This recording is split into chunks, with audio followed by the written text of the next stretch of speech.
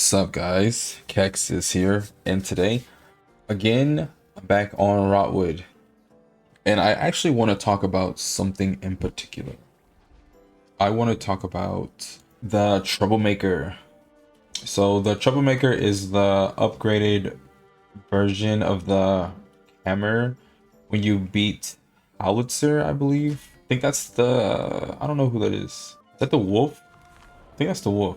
Yeah, I think it's the wolf.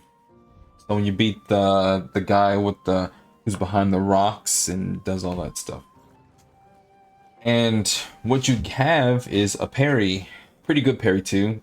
It comes out really fast, so you can do light parry, light parry, light parry. Like you can actually get the parry to even override the attack before it comes out.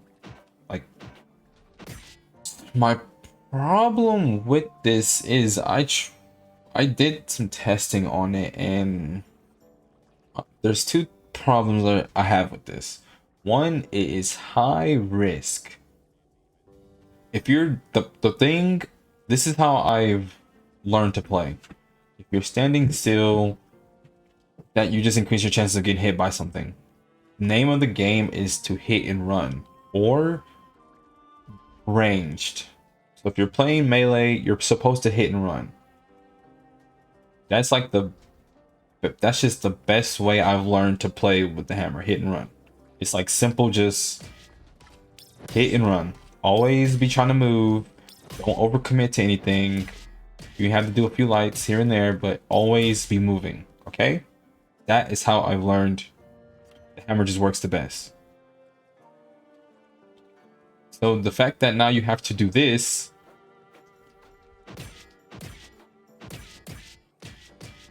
like, why, like you would never want to do that. You'd rather just do this is you're just invulnerable the whole time. You can keep spamming this. You won't get hit. You would never want to do that to risk missing the parry window and getting hit. And I want to give credit where credit is due. The window is pretty lenient. Like you can spam it and get a lot of mileage from it, right? The problem is, again, you're standing still. Standing still, all the enemies are gradually coming towards you. There's normally projectiles also sometimes coming towards you. So it makes it feel like high risk and just very low reward, because 100% crit is not all that. Yes, you can get a really heavy hit in with crit. I understand that. I acknowledge that. But I feel like you can already do that normally.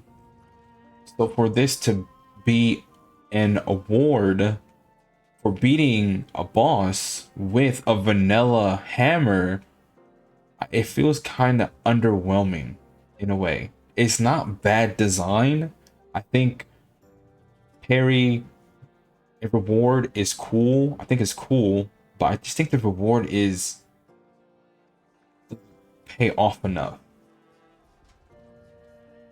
Because again, if you really want crit chance, there's like what, 6 or 8 different ways to get crit chance. There's ways to cap above the crit chance cap. The one where it's like you get crit chance equivalent to your hit rate or hit streak or whatever, can take you well above 100%. The one with the building blocks where you, like, every time you don't hit, you accumulate some crit, will take you, like, there's ways to generate crits. So 100% crit rate is not even all that, in my opinion.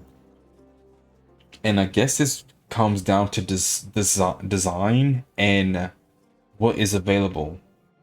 Because I think if, in theory, if crit was more scarce, then it would seem more worth it. But the fact that there's no incentive to even deal a lot of damage as fast as possible in the game. Your job, your role, as the hunter or whatever is to just navigate through each room and clear the boss. There's no incentive to doing it fast. There's no incentive for doing crazy big numbers. It's cool. It feels fun. It's super fun. It does make the run faster. So, you know, it does feel good to clear a boss in like 3 hits. It does feel like amazing, right? But I think essentially again, and this is my opinion, I play solo. I don't play with anyone else by choice. I don't, whatever, right? If I'm playing to just clear the run, I'm just gonna stack damage.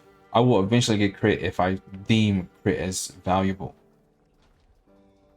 So, you know, and having like, I'm okay with having 10% crit, right? I'd rather have other things that make damage consistent than just more crit rate sometimes, because it's all the same. Long as you clear the boss, you deal consistently high damage, you're good. I think if there were, so here's 2 ways you can like look at it, right? One, make the reward more valuable for parry. I think lifesteal would be fine. I think if you did lifesteal, crit, and hit stun every time you parry, the next hit will accumulate those 3 things, then it would be worth it. Because it's like you parry, then you hit like a truck. Parry, hit like a truck. Parry, hit like a truck. And you lifesteal.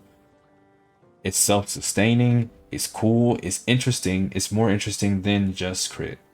Because that also enables like other means. So if you have all of those things in one skill or one weapon, now there's less demand for it on the run, so you can actually explore other avenues, right? Because again, the goal is to clear the boss. Just clear it. It doesn't matter how you clear it. The goal is to clear it. So if you can have more sustain or anything to make it easier for you, you're gonna get it. Naturally, you would get it, even if you're solo or in a party, right? So I think adding, again, parry, the mechanic is good.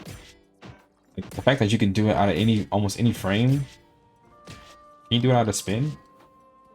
Hold on. You can do it out of spin? What the?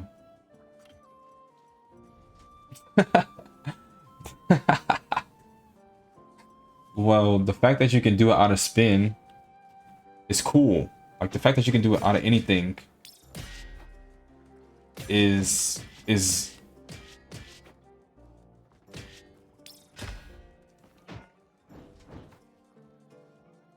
yeah, the fact that you can do it out of anything goes to show that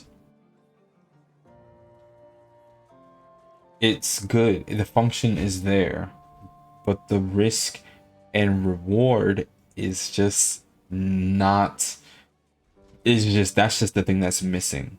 So I think if the devs could add just lifesteal, crit damage, or hit stun, one of the 3, like I think you had to add 2 more things. I think crit damage would be good, would be simple. Crit damage and lifesteal would be good if you don't want to do hit stun. Or maybe every time you parry, the next hit does something random, like it does crit damage. Next hit is lifesteal. Next hit restores shield. Next hit gives some other utility. Next hit gives you some of the little grape essence things. Next hit generates a seed. Like something like that's kind of random, but it's cool. It's cool. And it gives you incentive to want to actually parry. Because again, dodge is ultimately better because it is low risk. There's a very low risk to dodging because it's just so good and it's very fluent. Yeah, that's really it. I think it's cool, but it needs just a little bit more to make it worth using. Yeah, that's it for the video. Thanks for watching. Subscribe if you like more. If you want more, there will be more. And yeah, see you guys in the next video. Peace.